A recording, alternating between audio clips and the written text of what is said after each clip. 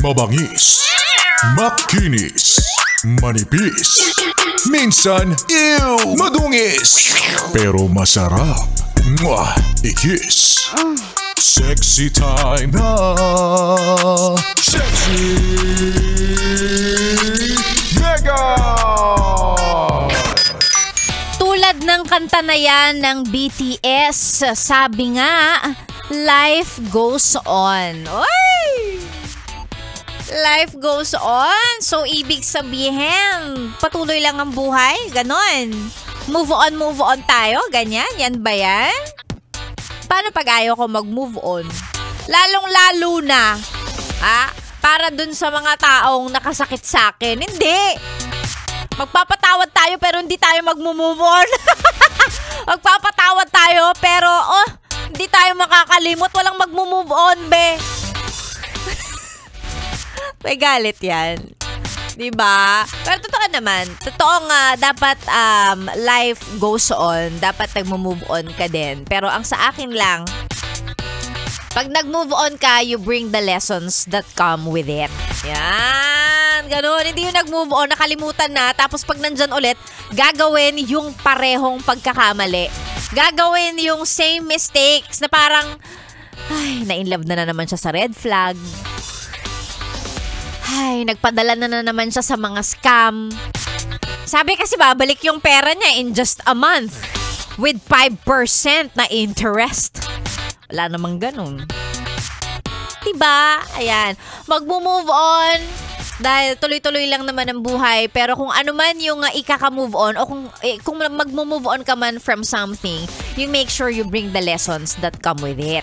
Yan. Tatandaan mo rin kung ano yung, diba, yung mga natutunan mo para hindi mo na gagawin yung parehong pagkakamali. Ganun dapat. Ay? Ang ganda-ganda nung kanta, tas biglang may ganung may ganung sermon. Ang aga ha. Unang adlib pa lang. Sexy Megan po ulit ang inyong kasama. It's a happy Tuesday. Happy Tuesday talaga. Nakakatawa. Sabi ko, wait lang, Tuesday. Tapos ano ba? Anong petsa na ba? Lapit na ba matapos tong January? Parang antagal. Feeling ko nga kalahati pa lang ng buwan eh. Parang, ang haba ng January, tapos yung February, March, April, May, June, July, August, September, October, November, ang bilis.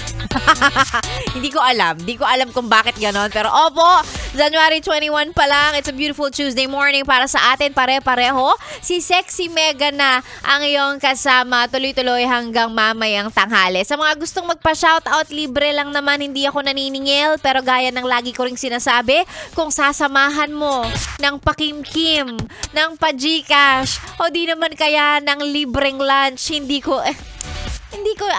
tatanggihan yan. Ayan, ang mga pa-shoutout ay isend sa ating Facebook page, DJ Megan Yes FM. At subukan nating basahin yung mga pa-shoutout na yan, maya-maya lang. Siguraduhin lang na ang pa-shoutout may kasamang picture ng radyo. Kasi gusto ni Sexy Megan nakikita yung mga maaalikabok ninyong radyo. Malikabok talaga. Gusto ko lang nakikita na talagang naka-tune in sa atin. Baka kasi yung iba sasabihin nakikinig ako pero hindi naman talaga. Binubola mo pa ako. Ayan, isend na mga pa-shoutout and mamaya babasahin natin yan. Si Sexy Mega na po ang inyong kasama ngayong beautiful Tuesday morning sa stasyong masarap pakinggan. This is 101.1 Yes FM. Solid! Eto muna, here's Adele at ang kaniyang kanta para sa taong ay nako, iniwan siya. At malamang ikaw, naging kanta mo na rin to para sa taong iniwan ka. Pero gaya nga ng sabi ng song na ito, huwag ka mag-alala, makakahanap ka rin ng isa pang katulad niya. Much better. Wow!